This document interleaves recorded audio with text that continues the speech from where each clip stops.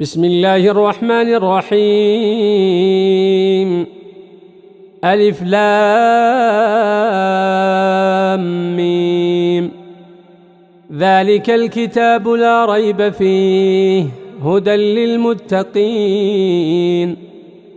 الذين يؤمنون بالغيب ويقيمون الصلاة ومما رزقناهم ينفقون والذين يؤمنون بما أنزل إليك وما أنزل من قبلك وبالآخرة هم يوقنون أولئك على هدى من ربهم وأولئك هم المفلحون. إن الذين كفروا سواء عليهم أأنذرتهم أم لم تنذرهم لا يؤمنون. ختم الله على قلوبهم وعلى سمعهم وعلى أبصارهم غشاوة ولهم عذاب عظيم. ومن الناس من يقول آمنا بالله وباليوم الآخر وما هم بمؤمنين يخادعون الله والذين آمنوا وما يخدعون إلا أنفسهم وما يشعرون. في قلوبهم مرض فزادهم الله مرضا ولهم عذاب أليم بما كانوا يكذبون. وإذا قيل لهم لا تفسدوا في الأرض قالوا إنما نحن مصلحون ألا إنهم هم المفسدون ولكن لا يشعرون. وإذا قيل لهم آمنوا كما آمن الناس قالوا أنؤمن كما آمن السفهاء ألا إنهم هم السفهاء ولكن لا يعلمون. وإذا لقوا الذين آمنوا قالوا آمنا وإذا خلوا إلى شياطينهم قالوا إنا معكم إنما نحن مستهزئون. الله يستهزئ بهم ويمدهم في طغيانهم يعمهون. أولئك الذين اشتروا الضلالة بالهدى فما ربحت تجارتهم وما كانوا مهتدين. مثلهم كمثل الذي استوقد نارا فلما أضاءت ما حوله ذهب الله بنورهم وتركهم في ظلمات لا يبصرون. صم بكم عمي فهم لا يرجعون. أو كصيب من السماء فيه ظلمات ورعد وبرق يجعلون أصابعهم في آذانهم من الصواعق حذر الموت والله محيط بالكافرين. يكاد البرق يخطف أبصارهم كلما أضاء لهم مشوا فيه وإذا أظلم عليهم قاموا ولو شاء الله لذهب بسمعهم وأبصارهم إن الله على كل شيء قدير. يا أيها الناس اعبدوا ربكم الذي خلقكم والذين من قبلكم لعلكم تتقون الذي جعل لكم الأرض فراشا والسماء بناء وأنزل من السماء ماء فأخرج به من الثمرات رزقا لكم فلا تجعلوا لله أندادا وأنتم تعلمون. وإن كنتم في ريب مما نزلنا على عبدنا فأتوا بسورة من مثله وادعوا شهداءكم من دون الله إن كنتم صادقين. فإن لم تفعلوا ولن تفعلوا فاتقوا النار التي وقودها الناس والحجارة أعدت للكافرين وبشر الذين آمنوا وعملوا الصالحات أن لهم جنات تجري من تحتها الأنهار كلما رزقوا منها من ثمرة رزقا قالوا هذا الذي رزقنا من قبل وأتوا به متشابها ولهم فيها أزواج مطهرة وهم فيها خالدون إن الله لا يستحيي أن يضرب مثلا ما بعوضة فما فوقها فأما الذين آمنوا فيعلمون أنه الحق من ربهم وأما الذين كفروا فيقولون ماذا أراد الله بهذا مثلا يضل به كثيرا ويهدي به كثيرا وما يضل به إلا الفاسقين الذين ينقضون عهد الله من بعد ميثاقه ويقطعون ما أمر الله به أن يوصل ويفسدون في الأرض أولئك هم الخاسرون كيف تكفرون بالله وكنتم أمواتا فأحياكم ثم يميتكم ثم يحييكم ثم إليه ترجعون هو الذي خلق لكم ما في الأرض جميعا ثم استوى إلى السماء فسواهن 7 سماوات وهو بكل شيء عليم وإذ قال ربك للملائكة إني جاعل في الأرض خليفة قالوا أتجعل فيها من يفسد فيها ويسفك الدماء ونحن نسبح بحمدك ونقدس لك قال إني أعلم ما لا تعلمون وعلم آدم الأسماء كلها ثم عرضهم على الملائكة فقال أنبئوني بأسماء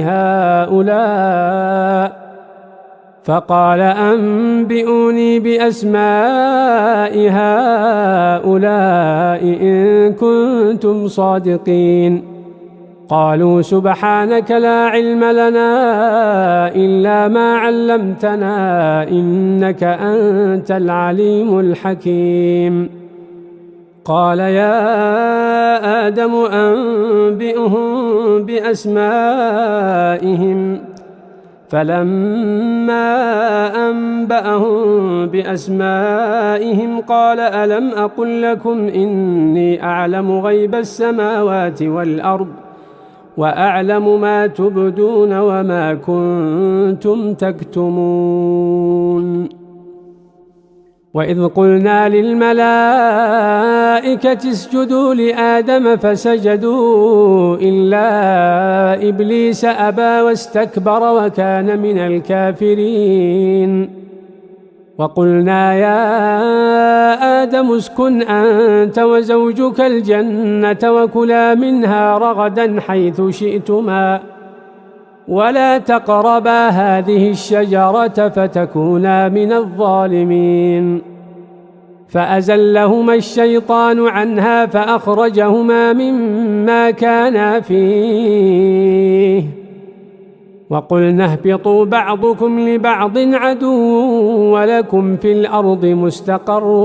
ومتاع إلى حين فتلقى آدم من ربه كلمات فتاب عليه إنه هو التواب الرحيم قلنا اهبطوا منها جميعا فإما يأتينكم مني هدى فمن تبع هداي فلا خوف عليهم ولا هم يحزنون والذين كفروا وكذبوا بآياتنا أولئك أصحاب النار هم فيها خالدون يا بني إسرائيل اذكروا نعمتي التي أنعمت عليكم وأوفوا بعهدي أوف بعهدكم وإياي فارهبون وآمنوا بما أنزلت مصدقا لما معكم ولا تكونوا أول كافر به ولا تشتروا بآياتي ثمنا قليلا وإياي فاتقون ولا تلبسوا الحق بالباطل وتكتموا الحق وأنتم تعلمون وأقيموا الصلاة وآتوا الزكاة واركعوا مع الراكعين أتأمرون الناس بالبر وتنسون أنفسكم وأنتم تتلون الكتاب أفلا تعقلون واستعينوا بالصبر والصلاة وإنها لكبيرة إلا على الخاشعين الذين يظنون أنهم ملاقو ربهم وأنهم إليه راجعون يا بني إسرائيل اذكروا نعمتي التي أنعمت عليكم وأني فضلتكم على العالمين واتقوا يوما لا تجزي نفس عن نفس شيئا ولا يقبل منها شفاعة ولا يؤخذ منها عدل ولا هم ينصرون وإذ نجيناكم من آل فرعون يسومونكم سوء العذاب يذبحون أبناءكم ويستحيون نساءكم وفي ذلكم بلاء من ربكم عظيم وإذ فرقنا بكم البحر فأنجيناكم وأغرقنا آل فرعون وأنتم تنظرون وإذ واعدنا موسى 40 ليلة ثم اتخذتم العجل من بعده وأنتم ظالمون ثم عفونا عنكم من بعد ذلك لعلكم تشكرون وإذ آتينا موسى الكتاب والفرقان لعلكم تهتدون وإذ قال موسى لقومه يا قوم إنكم ظلمتم أنفسكم باتخاذكم العجل فتوبوا إلى بارئكم فاقتلوا أنفسكم ذلكم خير لكم عند بارئكم فتاب عليكم إنه هو التواب الرحيم وإذ قلتم يا موسى لن نؤمن لك حتى نرى الله جهرة فأخذتكم الصاعقة وأنتم تنظرون ثم بعثناكم من بعد موتكم لعلكم تشكرون وظللنا عليكم الغمام وأنزلنا عليكم المن والسلوى كلوا من طيبات ما رزقناكم وما ظلمونا ولكن كانوا أنفسهم يظلمون وإذ قلنا ادخلوا هذه القرية فكلوا منها حيث شئتم رغدا وادخلوا الباب سجدا وقولوا حطة نغفر لكم خطاياكم وسنزيد المحسنين فبدل الذين ظلموا قولا غير الذي قيل لهم فأنزلنا على الذين ظلموا رجزا من السماء بما كانوا يفسقون وإذ استسقى موسى لقومه فقلنا اضرب بعصاك الحجر فانفجرت منه 12 عينا قد علم كل أناس مشربهم كلوا واشربوا من رزق الله ولا تعثوا في الأرض مفسدين وإذ قلتم يا موسى لن نصبر على طعام واحد فادع لنا ربك يخرج لنا مما تنبت الأرض من بقلها وقثائها وفومها وعدسها وبصلها قال أتستبدلون الذي هو أدنى بالذي هو خير اهبطوا مصرا فإن لكم ما سألتم وضربت عليهم الذلة والمسكنة وباءوا بغضب من الله ذلك بأنهم كانوا يكفرون بآيات الله ويقتلون النبيين بغير الحق ذلك بما عصوا وكانوا يعتدون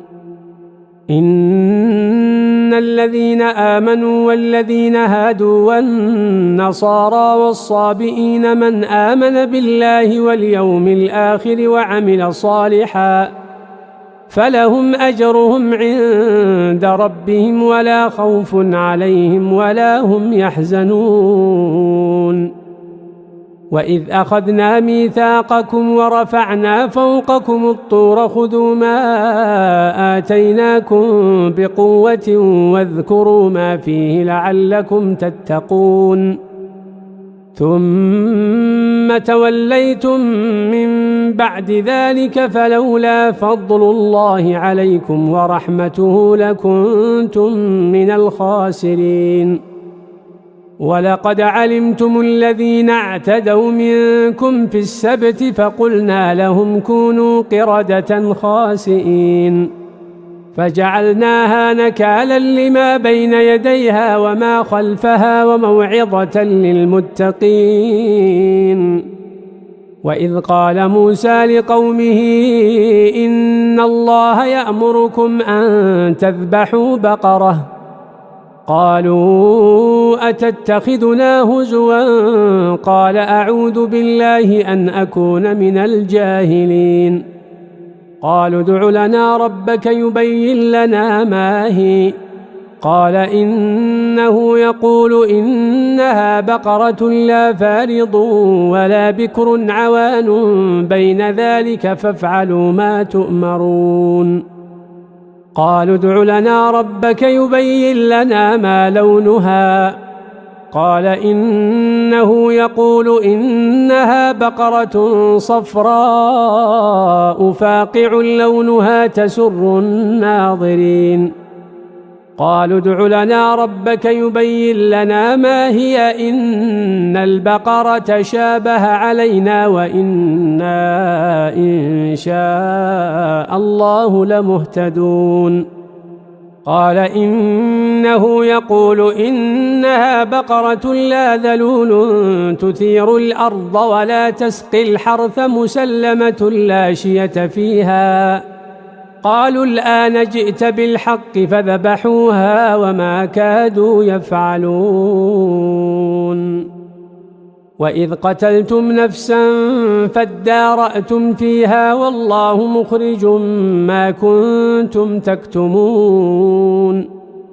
فقلنا اضربوه ببعضها كذلك يحيي الله الموتى ويريكم آياته لعلكم تعقلون ثم قست قلوبكم من بعد ذلك فهي كالحجارة أو أشد قسوة وإن من الحجارة لما يتفجر منه الأنهار وإن منها لما يشقق فيخرج منه الماء وإن منها لما يهبط من خشية الله وما الله بغافل عما تعملون أفتطمعون أن يؤمنوا لكم وقد كان فريق منهم يسمعون كلام الله ثم يحرفونه من بعد ما عقلوه وهم يعلمون. وإذا لقوا الذين آمنوا قالوا آمنا وإذا خلا بعضهم إلى بعض قالوا أتحدثونهم بما فتح الله عليكم ليحاجوكم به عند ربكم أفلا تعقلون. أولا يعلمون أن الله يعلم ما يسرون وما يعلنون. ومنهم أميون لا يعلمون الكتاب إلا أماني وإن هم إلا يظنون. فويل للذين يكتبون الكتاب بأيديهم ثم يقولون هذا من عند الله ليشتروا به ثمنا قليلا فويل لهم مما كتبت أيديهم وويل لهم مما يكسبون. وقالوا لن تمسنا النار إلا أياما معدودة قل أتخذتم عند الله عهدا فلن يخلف الله عهده أم تقولون على الله ما لا تعلمون. بلى من كسب سيئة وأحاطت به خطيئته فأولئك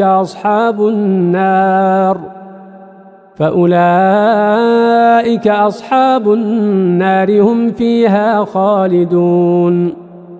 والذين آمنوا وعملوا الصالحات أولئك أصحاب الجنة هم فيها خالدون. وإذ أخذنا ميثاق بني إسرائيل لا تعبدون إلا الله وبالوالدين إحسانا وذي القربى واليتامى والمساكين وقولوا للناس حسنا وأقيموا الصلاة وآتوا الزكاة ثم توليتم إلا قليلا منكم وأنتم معرضون. وإذ أخذنا ميثاقكم لا تسفكون دماءكم ولا تخرجون أنفسكم من دياركم ثم أقررتم وأنتم تشهدون. ثم أنتم هؤلاء تقتلون أنفسكم وتخرجون فريقا منكم من ديارهم تظاهرون عليهم بالإثم والعدوان وإن يأتوكم أسارى تفادوهم وهو محرم عليكم إخراجهم أفتؤمنون ببعض الكتاب وتكفرون ببعض فما جزاء من يفعل ذلك منكم إلا خزي في الحياة الدنيا ويوم القيامة يردون إلى أشد العذاب وما الله بغافل عما تعملون. أولئك الذين اشتروا الحياة الدنيا بالآخرة فلا يخفف عنهم العذاب ولا هم ينصرون. ولقد آتينا موسى الكتاب وقفينا من بعده بالرسل وآتينا عيسى ابن مريم البينات وأيدناه بروح القدس أفكلما جاءكم رسول بما لا تهوى أنفسكم استكبرتم ففريقا كذبتم وفريقا تقتلون. وقالوا قلوبنا غلف بل لعنهم الله بكفرهم فقليلا ما يؤمنون. ولما جاءهم كتاب من عند الله مصدق لما معهم وكانوا من قبل يستفتحون على الذين كفروا فلما جاءهم ما عرفوا كفروا به فلعنة الله على الكافرين. بئس ما اشتروا به أنفسهم أن يكفروا بما أنزل الله بغيا أن ينزل الله من فضله على من يشاء من عباده، فباءوا بغضب على غضب، وللكافرين عذاب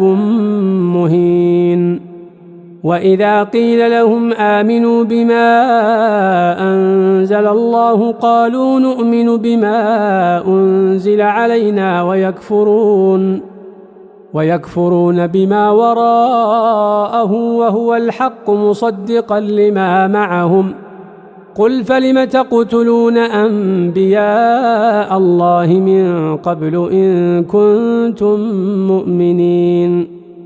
ولقد جاءكم موسى بالبينات ثم اتخذتم العجل من بعده وأنتم ظالمون. وإذ أخذنا ميثاقكم ورفعنا فوقكم الطور خذوا ما آتيناكم بقوة واسمعوا.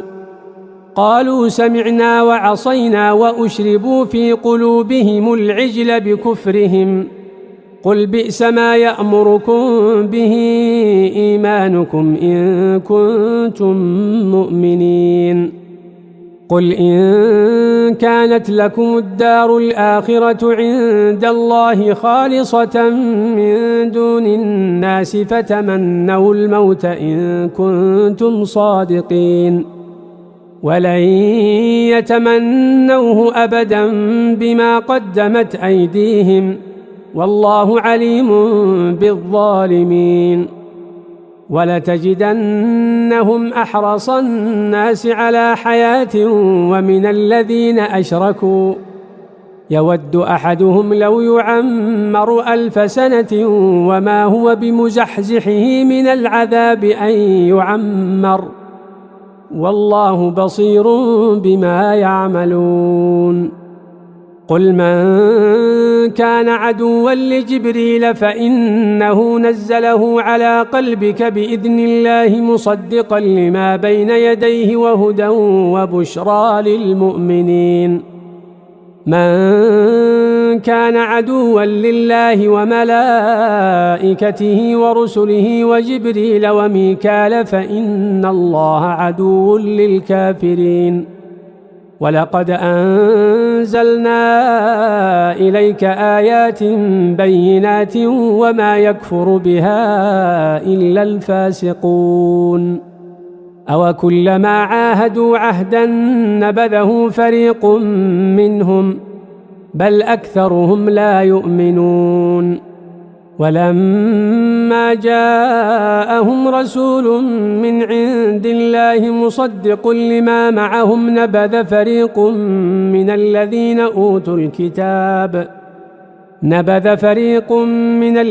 أوتوا الكتاب كتاب الله وراء ظهورهم كأنهم لا يعلمون. واتبعوا ما تتلو الشياطين على ملك سليمان وما كفر سليمان ولكن الشياطين كفروا يعلمون الناس السحر وما أنزل على الملكين ببابل هاروت وماروت وما يعلمان من أحد حتى يقولا إنما نحن فتنة فلا تكفر، فيتعلمون منهما ما يفرقون به بين المرء وزوجه وما هم بضارين به من أحد إلا بإذن الله، ويتعلمون ما يضرهم ولا ينفعهم، ولقد علموا لمن اشتراه ما له في الآخرة من خلاق، ولبئس ما شروا به أنفسهم لو كانوا يعلمون. ولو أنهم آمنوا واتقوا لمثوبة من عند الله خير لو كانوا يعلمون. يا أيها الذين آمنوا لا تقولوا راعنا وقولوا انظرنا واسمعوا وللكافرين عذاب أليم ما يود الذين كفروا من أهل الكتاب ولا المشركين أن ينزل عليكم من خير من ربكم والله يختص برحمته من يشاء والله ذو الفضل العظيم ما ننسخ من آية أو ننسها نأت بخير منها أو مثلها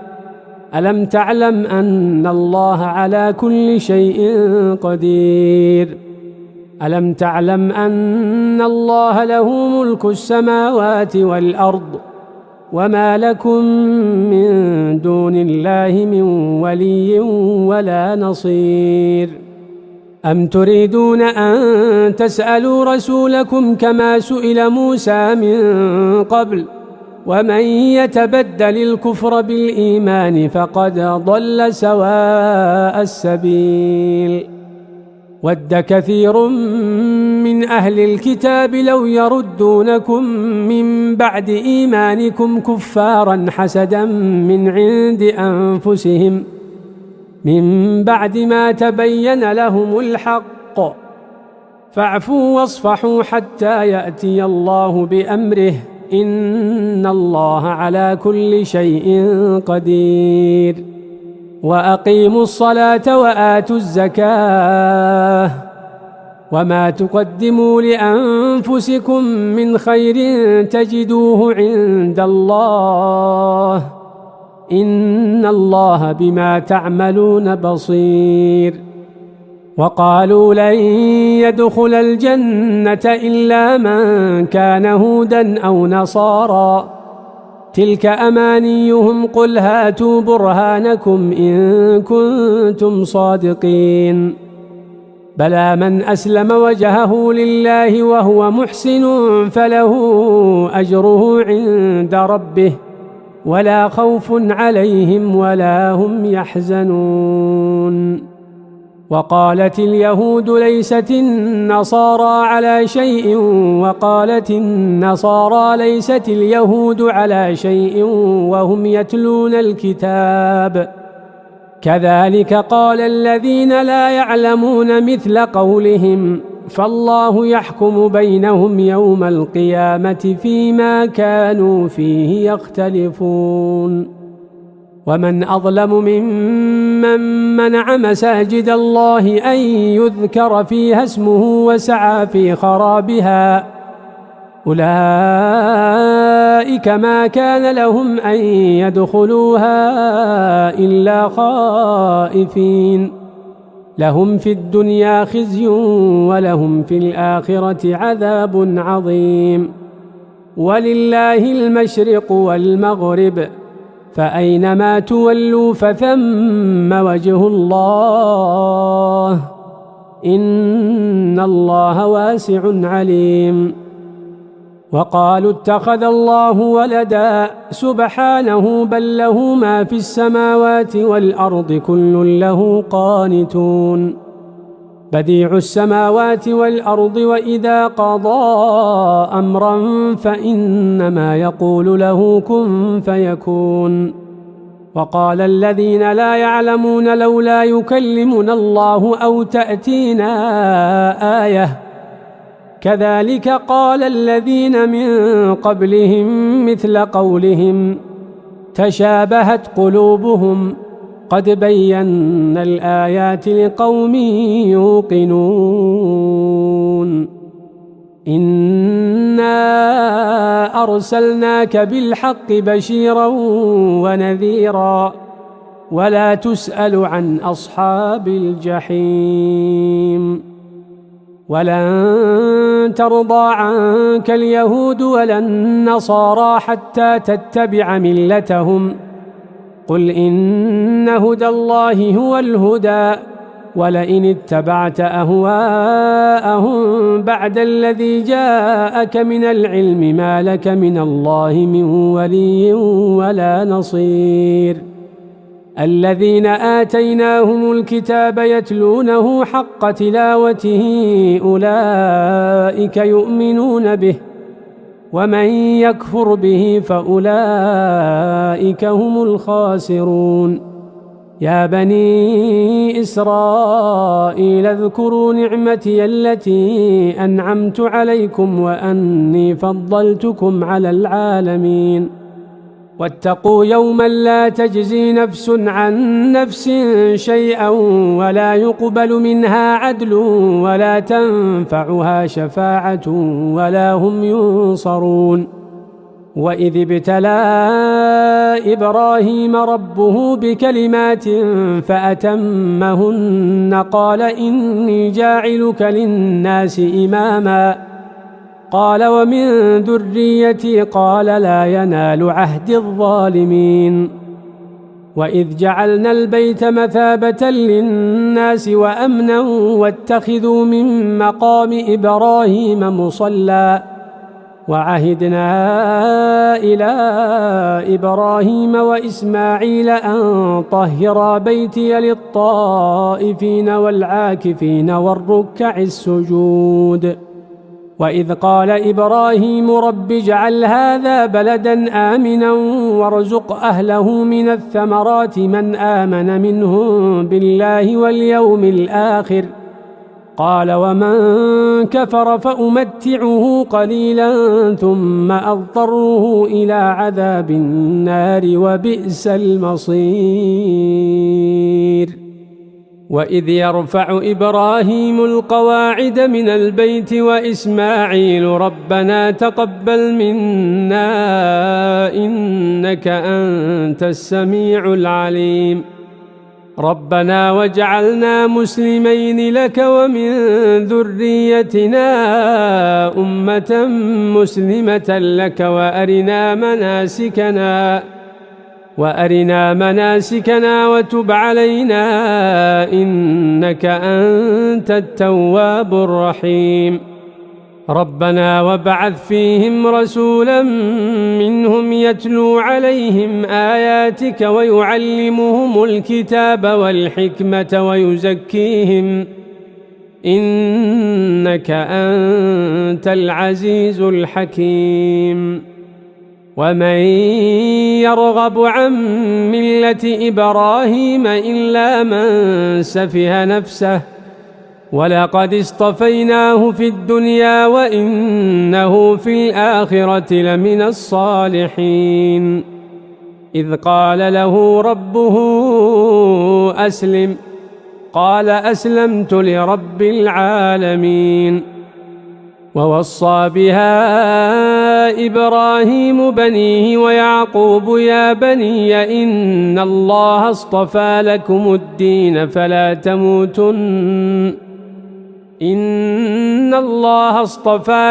الدين فلا تموتن إلا وأنتم مسلمون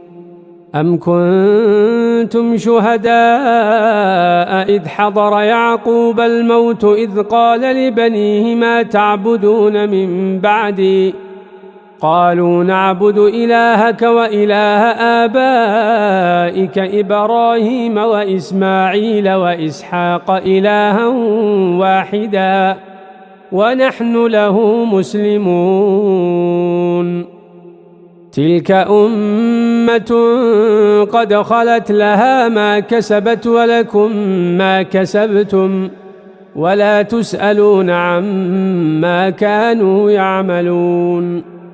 وقالوا كونوا هودا أو نصارى تهتدوا قل بل ملة إبراهيم حنيفا وما كان من المشركين قولوا آمنا بالله وما أنزل إلينا وما أنزل إلى إبراهيم وإسماعيل وإسحاق ويعقوب والأسباط وما أوتي موسى وعيسى وما أوتي النبيون من ربهم لا نفرق بين أحد منهم ونحن له مسلمون فإن آمنوا بمثل ما آمنتم به فقد اهتدوا وإن تولوا فإنما هم في شقاق فسيكفيكهم الله وهو السميع العليم. صبغة الله ومن أحسن من الله صبغة ونحن له عابدون. قل أتحاجوننا في الله وهو ربنا وربكم ولنا أعمالنا ولكم أعمالكم ونحن له مخلصون.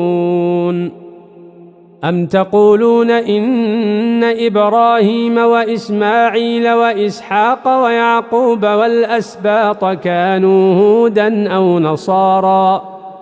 قل أأنتم أعلم أم الله ومن أظلم ممن كتم شهادة عنده من الله وما الله بغافل عما تعملون. تلك أمة قد خلت لها ما كسبت ولكم ما كسبتم ولا تسألون عما كانوا يعملون. سيقول السفهاء من الناس ما ولاهم عن قبلتهم التي كانوا عليها قل لله المشرق والمغرب يهدي من يشاء إلى صراط مستقيم. وكذلك جعلناكم أمة وسطا لتكونوا شهداء على الناس ويكون الرسول عليكم شهيدا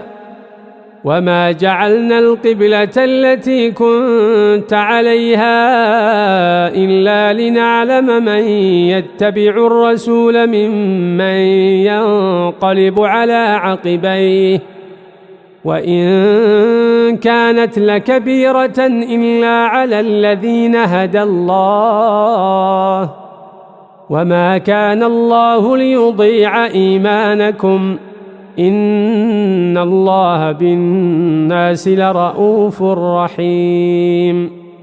قد نرى تقلب وجهك في السماء فلنولينك قبلة ترضاها فول وجهك شطر المسجد الحرام وحيث ما كنتم فولوا وجوهكم شطره وإن الذين أوتوا الكتاب ليعلمون أنه الحق من ربهم وما الله بغافل عما يعملون. ولئن أتيت الذين أوتوا الكتاب بكل آية ما تبعوا قبلتك وما أنت بتابع قبلتهم وما بعضهم بتابع قبلة بعض ولئن اتبعت أهواءهم من بعد ما جاءك من العلم إنك إذا لمن الظالمين. الذين آتيناهم الكتاب يعرفونه كما يعرفون أبناءهم وإن فريقا منهم ليكتمون الحق وهم يعلمون. الحق من ربك فلا تكونن من الممترين. ولكل وجهة هو موليها فاستبقوا الخيرات أينما تكونوا يأت بكم الله جميعا إن الله على كل شيء قدير. ومن حيث خرجت فول وجهك شطر المسجد الحرام وإنه للحق من ربك وما الله بغافل عما تعملون. ومن حيث خرجت فول وجهك شطر المسجد الحرام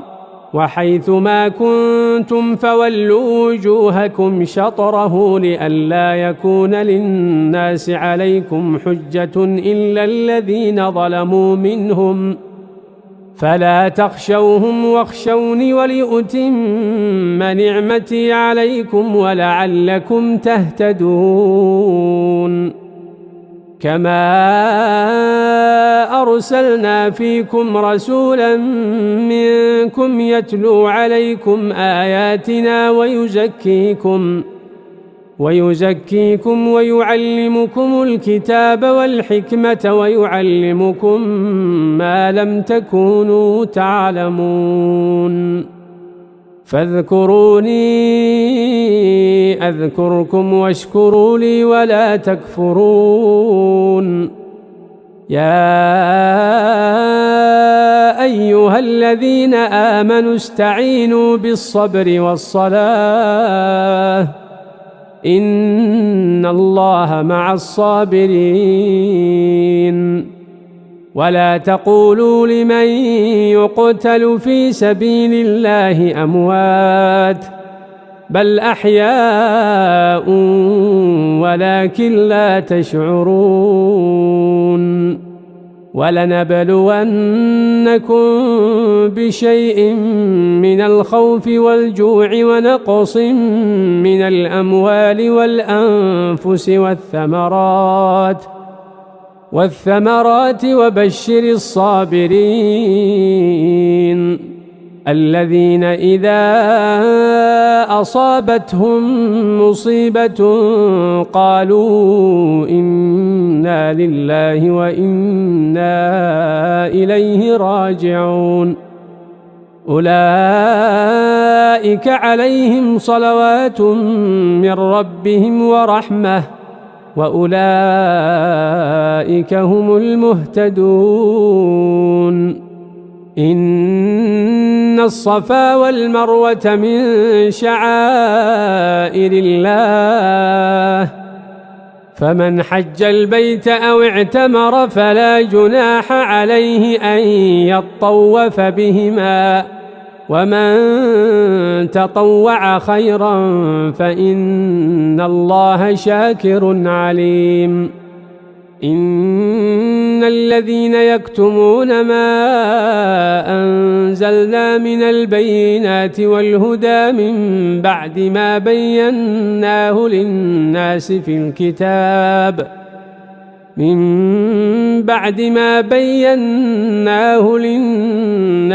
الكتاب أولئك يلعنهم الله ويلعنهم اللاعنون إلا الذين تابوا وأصلحوا وبينوا فأولئك أتوب عليهم وأنا التواب الرحيم إن الذين كفروا وماتوا وهم كفار أولئك عليهم لعنة الله والملائكة والناس أجمعين خالدين فيها لا يخفف عنهم العذاب ولا هم ينظرون وإلهكم إله واحد لا إله إلا هو الرحمن الرحيم إن في خلق السماوات والأرض واختلاف الليل والنهار والفلك التي تجري في البحر بما ينفع الناس وما أنزل الله من السماء من ماء فأحيا به الأرض بعد موتها وبث فيها من كل دابة وتصريف الرياح والسحاب المسخر بين السماء والأرض لآيات لقوم يعقلون ومن الناس من يتخذ من دون الله أندادا يحبونهم كحب الله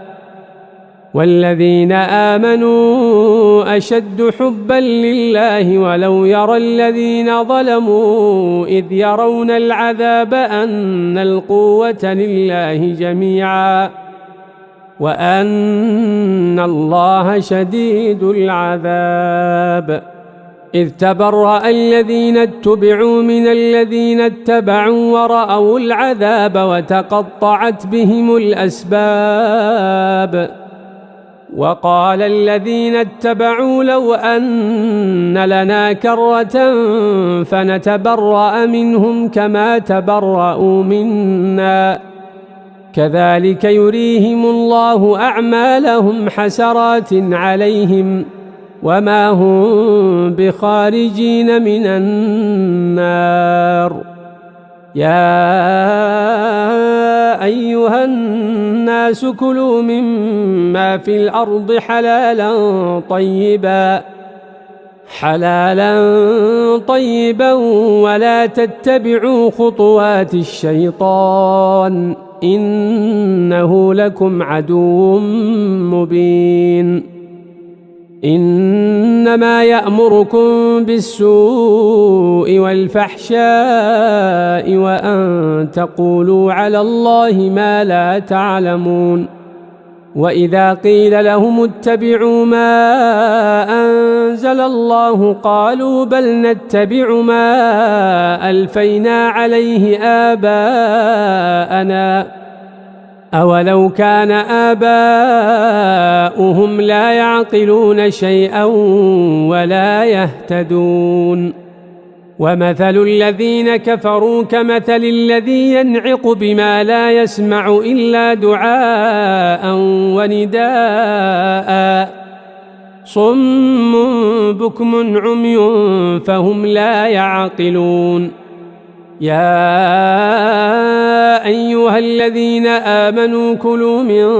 طيبات ما رزقناكم واشكروا لله إن كنتم إياه تعبدون إنما حرم عليكم الميتة والدم ولحم الخنزير وما أهل به لغير الله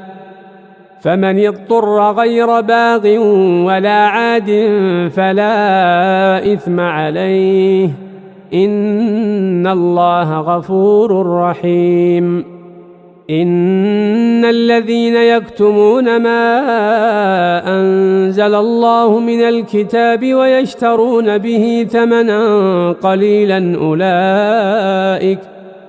أولئك ما يأكلون في بطونهم إلا النار ولا يكلمهم الله يوم القيامة ولا يزكيهم ولهم عذاب أليم أولئك الذين اشتروا الضلالة بالهدى والعذاب بالمغفرة فما أصبرهم على النار ذلك بأن الله نزل الكتاب بالحق وإن الذين اختلفوا في الكتاب لفي شقاق بعيد ليس البر أن تولوا وجوهكم قبل المشرق والمغرب ولكن البر من آمن بالله واليوم الآخر والملائكة والكتاب والنبيين وآتى المال على حبه ذوي القربى واليتامى والمساكين وابن السبيل والسائلين وفي الرقاب وأقام الصلاة وآتى الزكاة والموفون بعهدهم إذا عاهدوا والصابرين في البأساء والضراء وحين البأس أولئك الذين صدقوا وأولئك هم المتقون يا أيها الذين آمنوا كتب عليكم القصاص في القتلى الحر بالحر والعبد بالعبد والأنثى بالأنثى فمن عفي له من أخيه شيء فاتباع بالمعروف وأداء إليه بإحسان،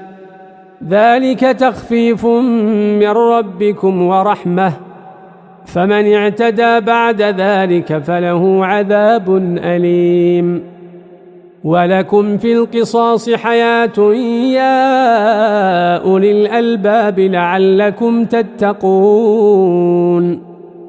كتب عليكم إذا حضر أحدكم الموت إن ترك خيرا الوصية للوالدين والأقربين بالمعروف حقا على المتقين، فمن بدله بعدما سمعه فإنما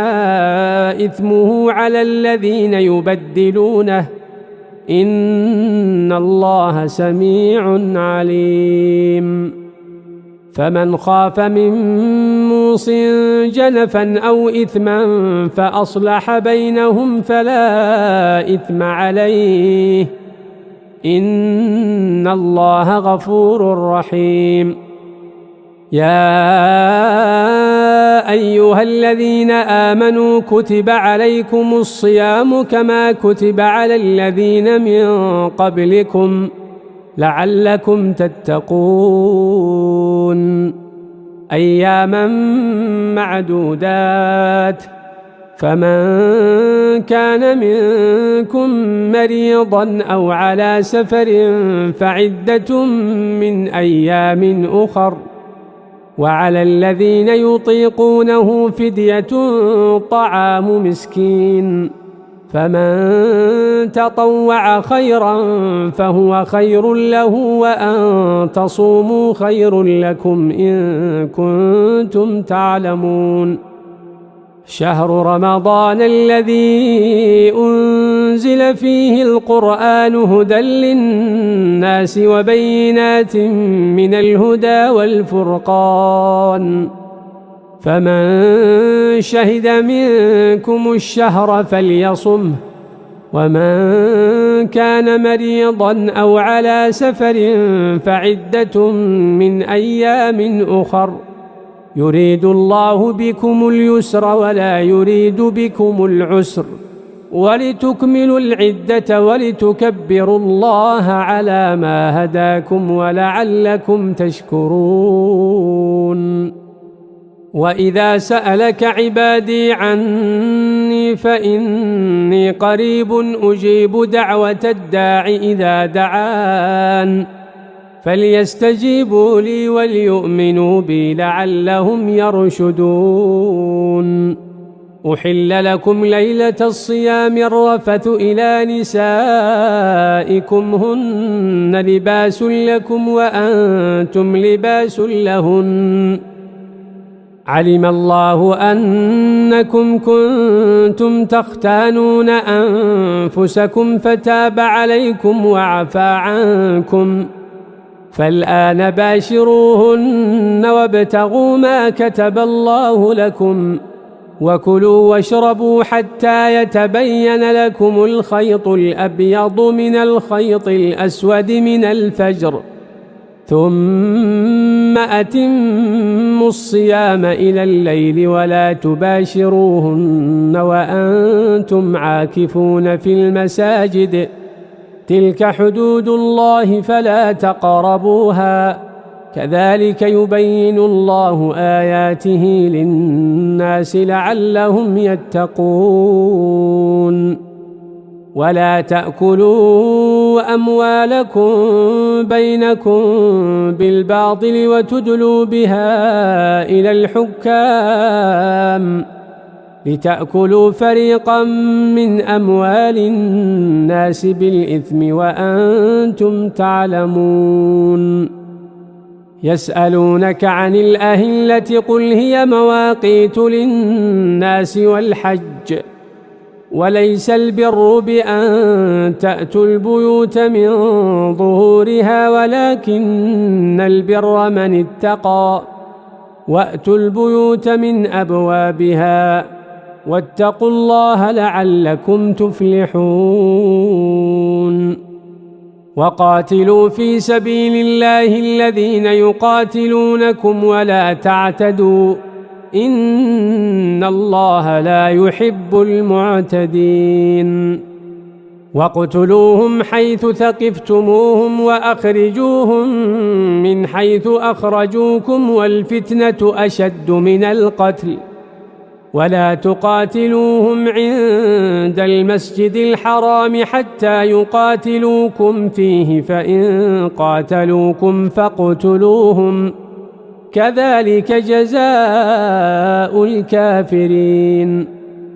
فإن انتهوا فإن الله غفور رحيم وقاتلوهم حتى لا تكون فتنة ويكون الدين لله فإن انتهوا فلا عدوان إلا على الظالمين الشهر الحرام بالشهر الحرام والحرمات قصاص فمن اعتدى عليكم فاعتدوا عليه بمثل ما اعتدى عليكم واتقوا الله واعلموا أن الله مع المتقين وأنفقوا في سبيل الله ولا تلقوا بأيديكم إلى التهلكة وأحسنوا إن الله يحب المحسنين وأتموا الحج والعمرة لله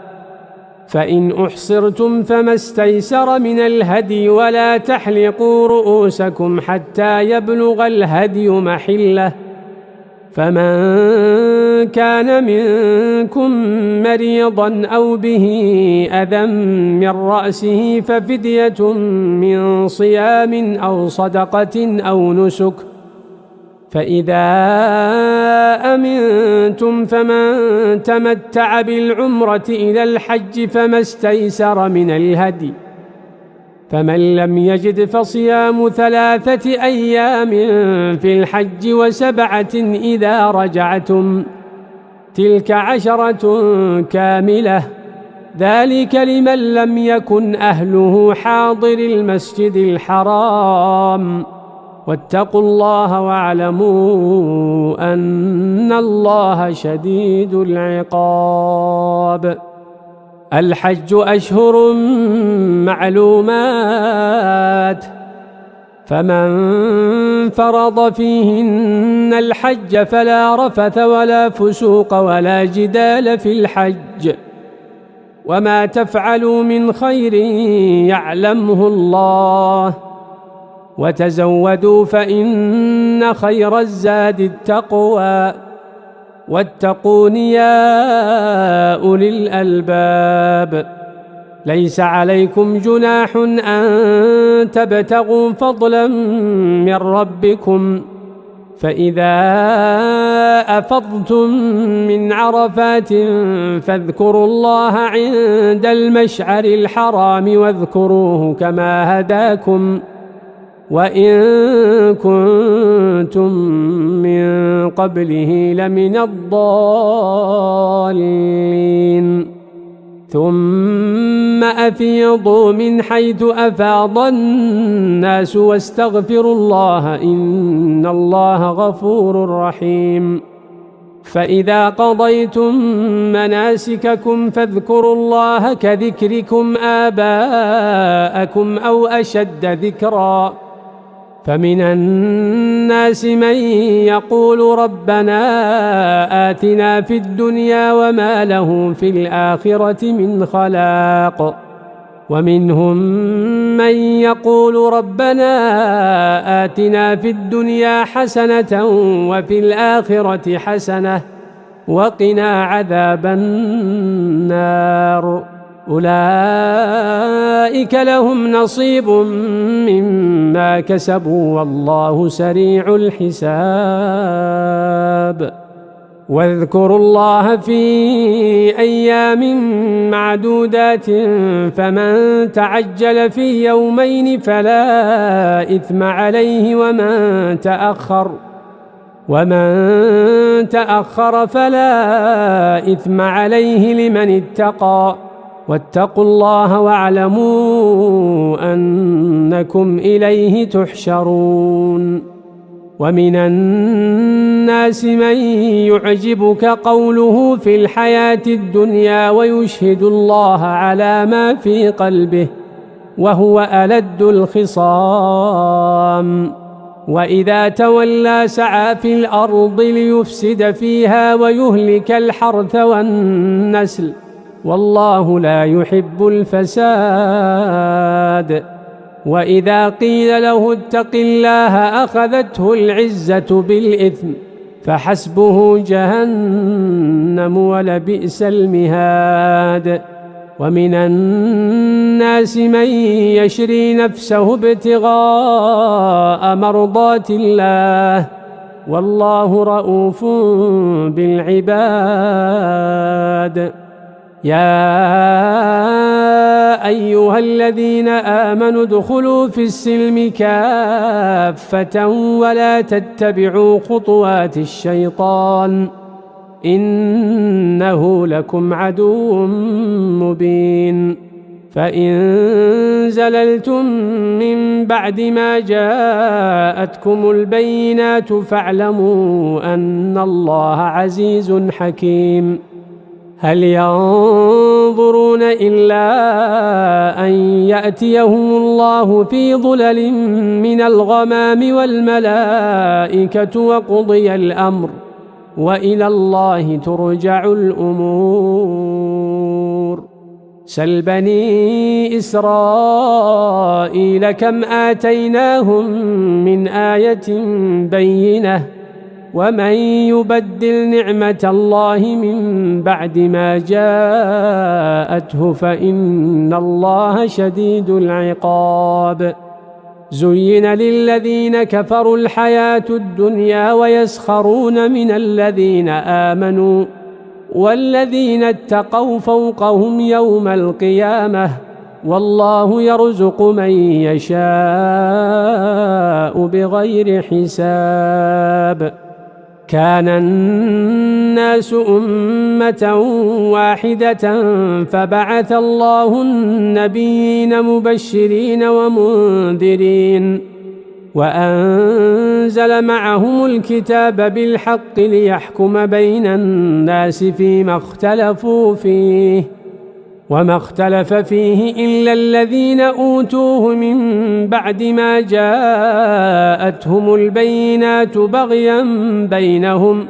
فهدى الله الذين آمنوا لما اختلفوا فيه من الحق بإذنه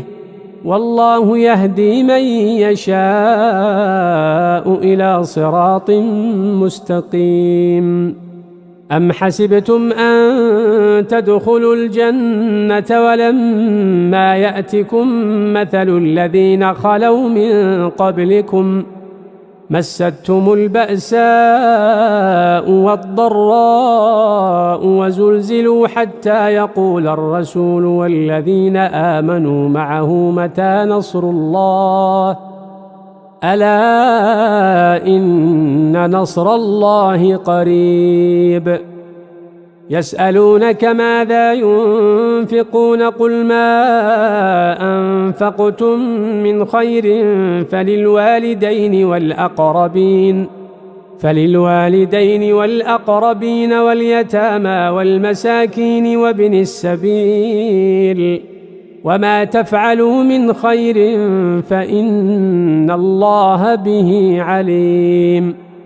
كتب عليكم القتال وهو كره لكم وعسى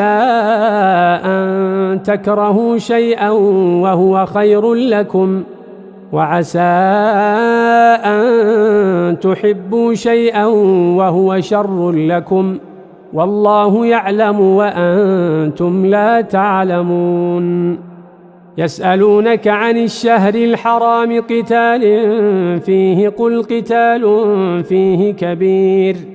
وصد عن سبيل الله وكفر به والمسجد الحرام وإخراج أهله منه أكبر عند الله والفتنة أكبر من القتل ولا يزالون يقاتلونكم حتى يردوكم عن دينكم إن استطاعوا ومن يرتدد منكم عن دينه فيمت وهو كافر فأولئك حبطت أعمالهم في الدنيا والآخرة وأولئك أصحاب النار هم فيها خالدون. إن الذين آمنوا والذين هاجروا وجاهدوا في سبيل الله أولئك يرجون رحمة الله والله غفور رحيم. يسألونك عن الخمر والميسر قل فيهما إثم كبير ومنافع للناس وإثمهما أكبر من نفعهما ويسألونك ماذا ينفقون قل العفو كذلك يبين الله لكم الآيات لعلكم تتفكرون في الدنيا والآخرة. ويسألونك عن اليتامى قل إصلاح لهم خير وإن تخالطوهم فإخوانكم والله يعلم المفسد من المصلح ولو شاء الله لأعنتكم إن الله عزيز حكيم.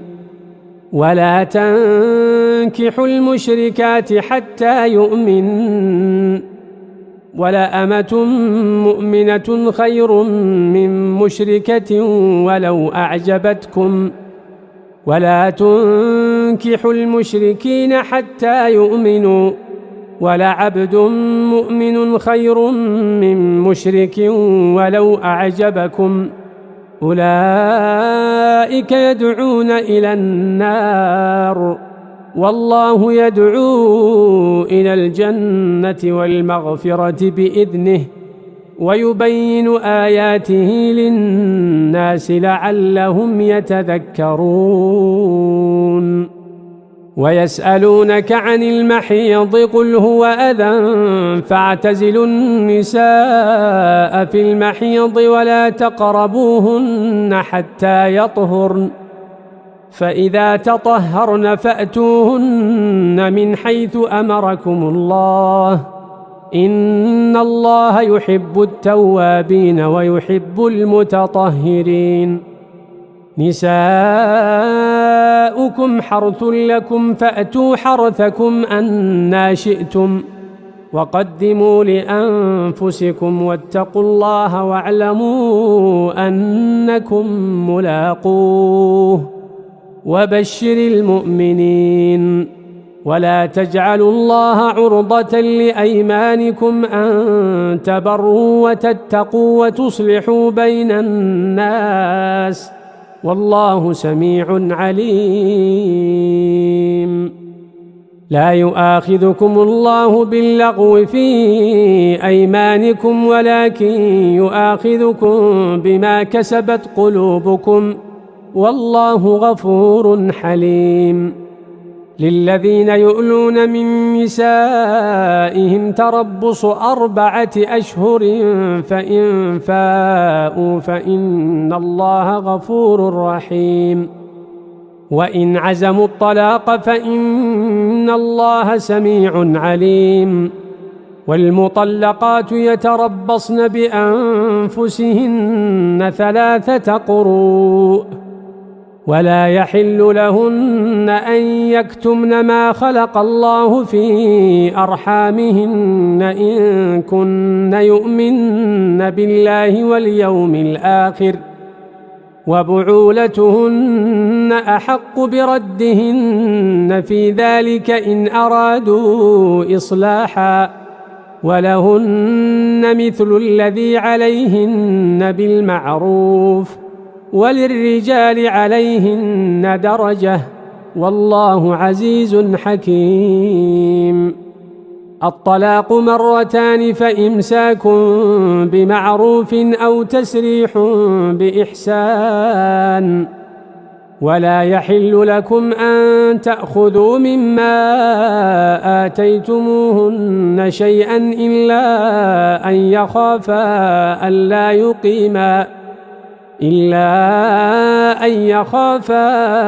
ألا يقيما حدود الله، فإن خفتم ألا يقيما حدود الله فلا جناح عليهما فيما افتدت به، تلك حدود الله فلا تعتدوها، ومن يتعد حدود الله فأولئك هم الظالمون. فإن طلقها فلا تحل له من بعد حتى تنكح زوجا غيره، فإن طلقها فلا جناح عليهما أن يتراجعا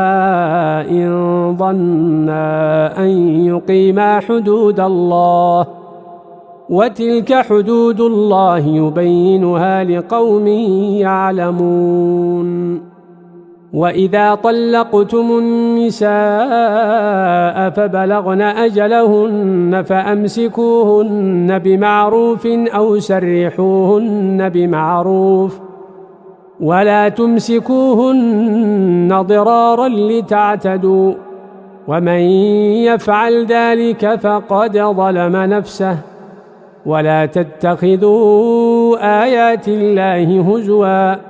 واذكروا نعمة الله عليكم وما أنزل عليكم من الكتاب والحكمة يعظكم به، واتقوا الله واعلموا أن الله بكل شيء عليم. وإذا طلقتم النساء فبلغن أجلهن فلا تعضلوهن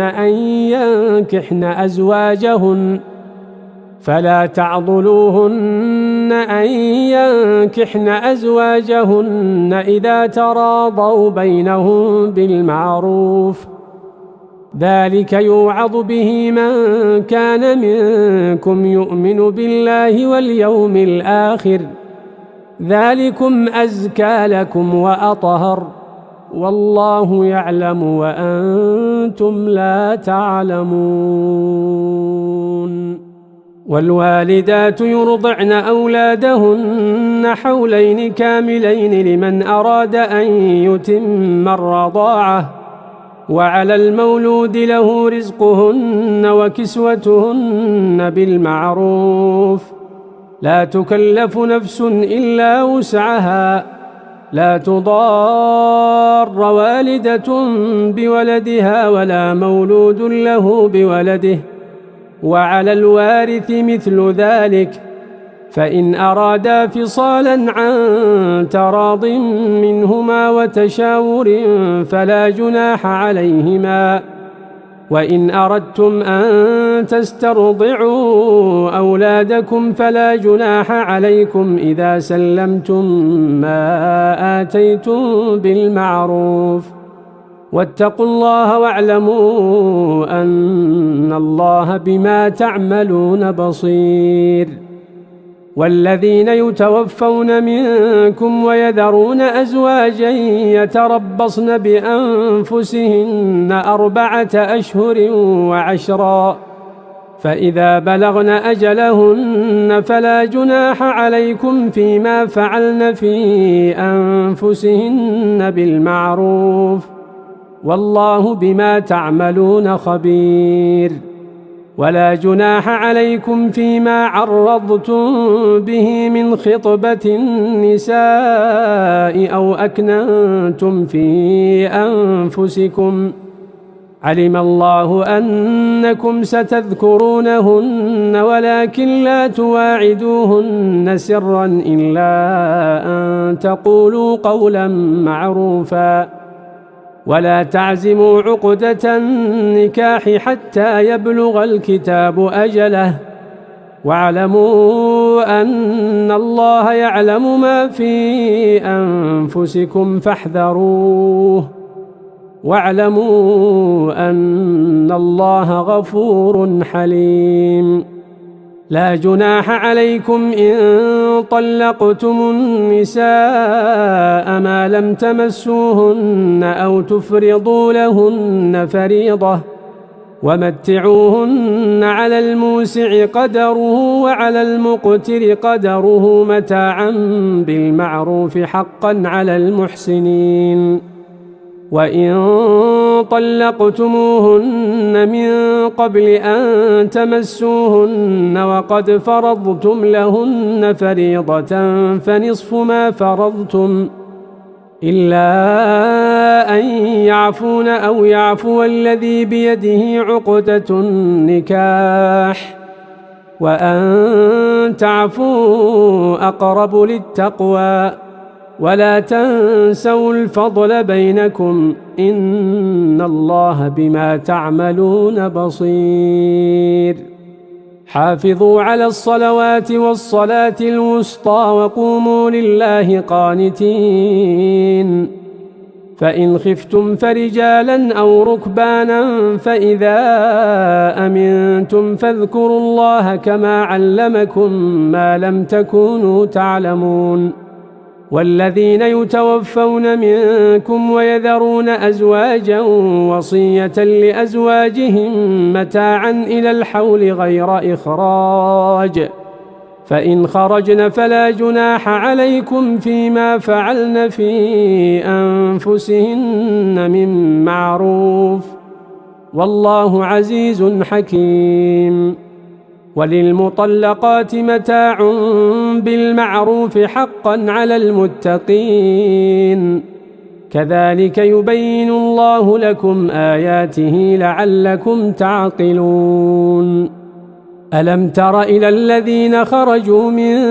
ديارهم وهم ألوف حذر الموت فقال لهم الله موتوا ثم أحياهم إن الله لذو فضل على الناس ولكن أكثر الناس لا يشكرون. وقاتلوا في سبيل الله واعلموا أن الله سميع عليم. من ذا الذي يقرض الله قرضا حسنا فيضاعفه له أضعافا كثيرة والله يقبض ويبسط وإليه ترجعون. ألم تر إلى الملأ من بني إسرائيل من بعد موسى إذ قالوا لنبي له مبعث لنا ملكا نقاتل في سبيل الله قال هل عسيتم إن كتب عليكم القتال ألا تقاتلوا قالوا وما لنا ألا نقاتل في سبيل الله وقد أخرجنا من ديارنا وأبنائنا فلما كتب عليهم القتال تولوا إلا قليلا منهم والله عليم بالظالمين. وقال لهم نبيهم إن الله قد بعث لكم طالوت ملكا قالوا أنى يكون له الملك علينا ونحن أحق بالملك منه ولم يؤت سعة من المال قال إن الله اصطفاه عليكم وزاده بسطة في العلم والجسم والله يؤتي ملكه من يشاء والله واسع عليم. وقال لهم نبيهم إن آية ملكه أن يأتيكم التابوت فيه سكينة من ربكم وبقية مما ترك آل موسى وآل هارون تحمله الملائكة إن في ذلك لآية لكم إن كنتم مؤمنين. فلما فصل طالوت بالجنود قال إن الله مبتليكم بنهر فمن شرب منه فليس مني ومن لم يطعمه فإنه مني إلا من اغترف غرفة بيده فشربوا منه إلا قليلا منهم فلما جاوزه هو والذين آمنوا معه قالوا لا طاقة لنا اليوم بجالوت وجنوده قال الذين يظنون أنهم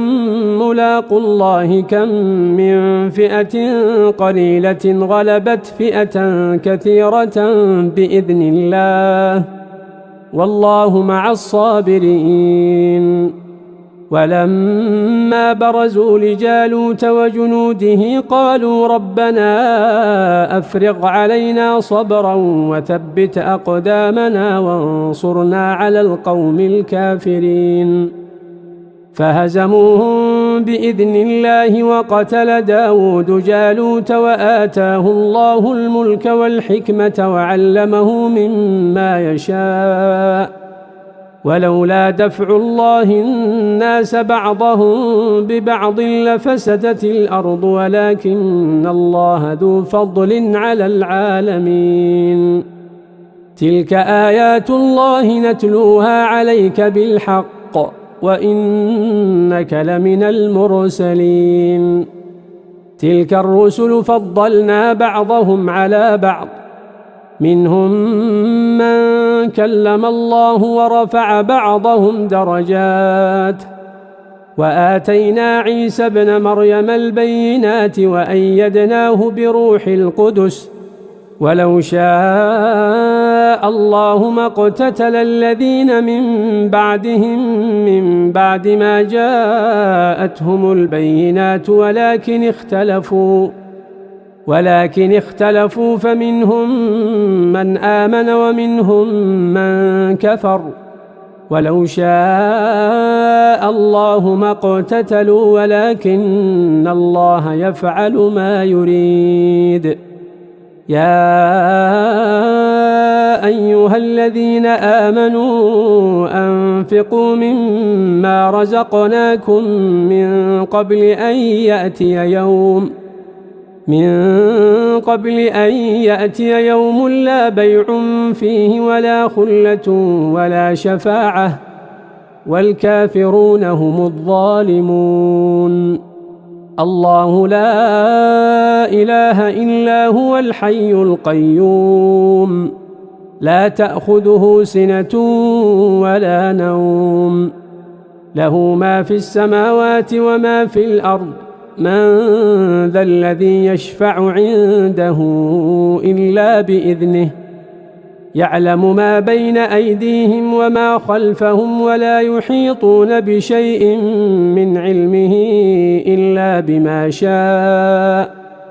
وسع كرسيه السماوات والأرض ولا يؤوده حفظهما وهو العلي العظيم لا إكراه في الدين قد تبين الرشد من الغي فمن يكفر بالطاغوت ويؤمن بالله فقد استمسك بالعروة الوثقى لا انفصام لها والله سميع عليم الله ولي الذين آمنوا يخرجهم من الظلمات إلى النور والذين كفروا أولياؤهم الطاغوت يخرجونهم من النور إلى الظلمات أولئك أصحاب النار هم فيها خالدون ألم تر إلى الذي حاج إبراهيم في ربه أن آتاه الله الملك إذ قال إبراهيم ربي الذي يحيي ويميت قال أنا أحيي وأميت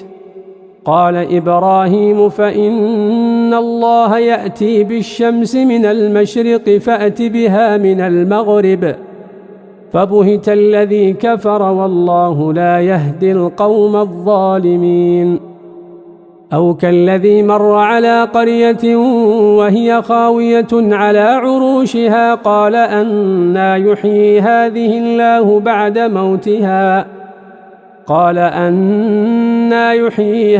الله بعد موتها فأماته الله 100 عام ثم بعثه قال كم لبثت؟ قال لبثت يوما أو بعض يوم قال بل لبثت 100 عام فانظر إلى طعامك وشرابك لم يتسنه وانظر إلى حمارك ولنجعلك آية للناس وانظر إلى العظام كيف ننشزها ثم نكسوها لحما فلما تبين له قال أعلم أن الله على كل شيء قدير وإذ قال إبراهيم رب أرني كيف تحيي الموتى قال أولم تؤمن قال بلى ولكن ليطمئن قلبي قال فخذ 4 من الطير فصرهن إليك ثم اجعل على كل جبل منهن جزءا ثم ادعهن يأتينك سعيا واعلم أن الله عزيز حكيم مثل الذين ينفقون أموالهم في سبيل الله كمثل حبة أنبتت 7 سنابل في كل سنبلة 100 حبة والله يضاعف لمن يشاء والله واسع عليم الذين ينفقون أموالهم في سبيل الله ثم لا يتبعون ما أنفقوا منا ولا أذى لهم أجرهم عند ربهم ولا خوف عليهم ولا هم يحزنون قول معروف ومغفرة خير من صدقة يتبعها أذى والله غني حليم يا أيها الذين آمنوا لا تبطلوا صدقاتكم بالمن والأذى كالذي ينفق ماله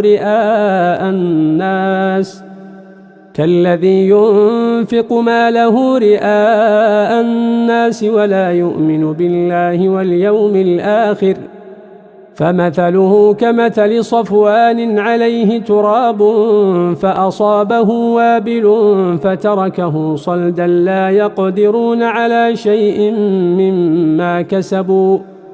والله لا يهدي القوم الكافرين ومثل الذين ينفقون أموالهم ابتغاء مرضات الله وتثبيتا من أنفسهم كمثل جنة بربوة أصابها وابل فآتت أكلها ضعفين فإن لم يصبها وابل فطل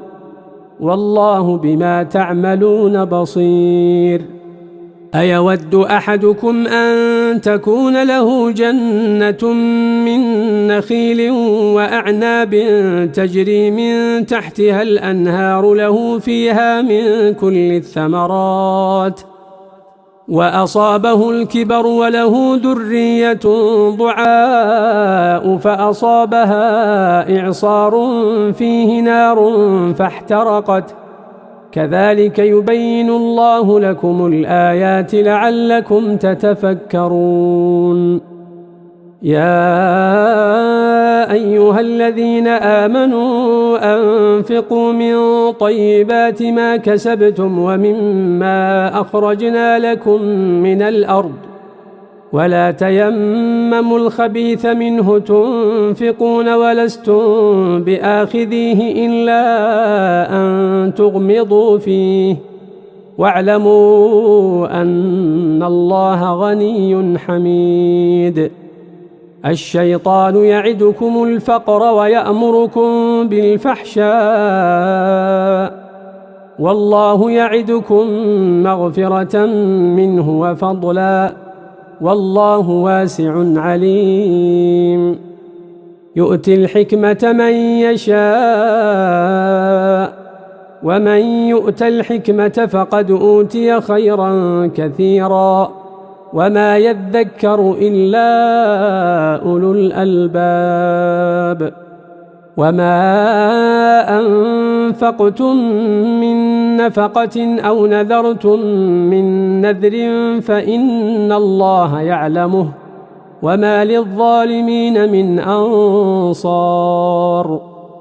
إن تبدوا الصدقات فنعما هي وإن تخفوها وتؤتوها الفقراء فهو خير لكم ويكفر عنكم من سيئاتكم والله بما تعملون خبير ليس عليك هداهم ولكن الله يهدي من يشاء وما تنفقوا من خير فلأنفسكم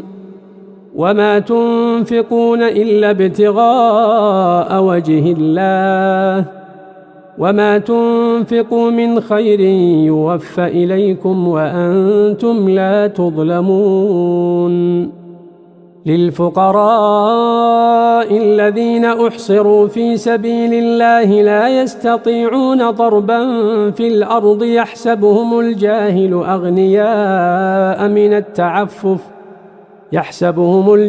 أغنياء من التعفف تعرفهم بسيماهم لا يسألون الناس إلحافا وما تنفقوا من خير فإن الله به عليم الذين ينفقون أموالهم بالليل والنهار سرا وعلانية فلهم أجرهم عند ربهم ولا خوف عليهم ولا هم يحزنون الذين يأكلون الربا لا يقومون إلا كما يقوم الذي يتخبطه الشيطان من المس ذلك بأنهم قالوا إنما البيع مثل الربا وأحل الله البيع وحرم الربا فمن جاءه موعظة من ربه فانتهى فله ما سلف وأمره إلى الله ومن عاد فأولئك أصحاب النار هم فيها خالدون يمحق الله الربا ويربي الصدقات والله لا يحب كل كفار أثيم إن الذين آمنوا وعملوا الصالحات وأقاموا الصلاة وآتوا الزكاة لهم أجرهم عند ربهم ولا خوف عليهم ولا هم يحزنون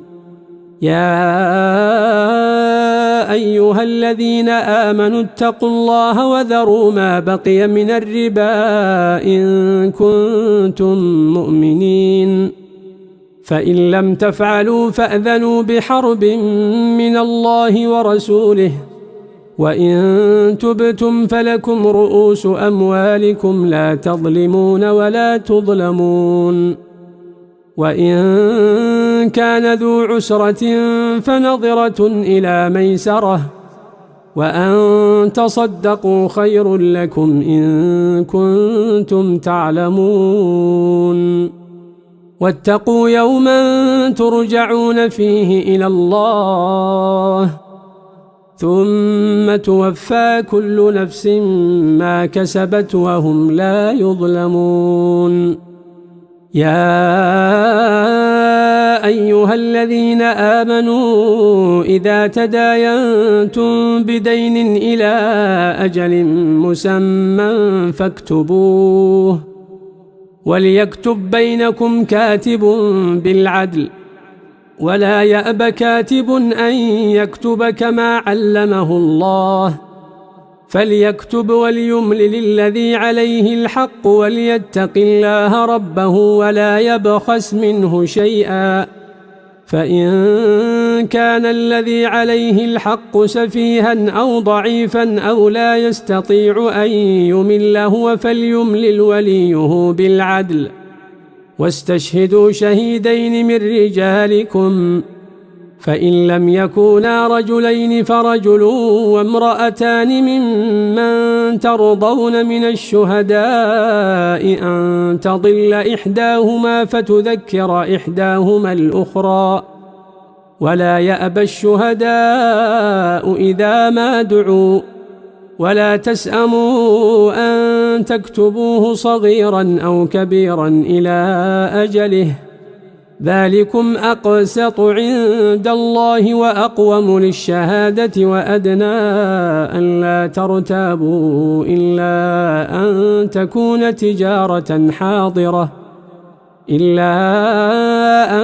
تكون تجارة حاضرة تديرونها بينكم فليس عليكم جناح ألا تكتبوها وأشهدوا إذا تبايعتم ولا يضار كاتب ولا شهيد وإن تفعلوا فإنه فسوق بكم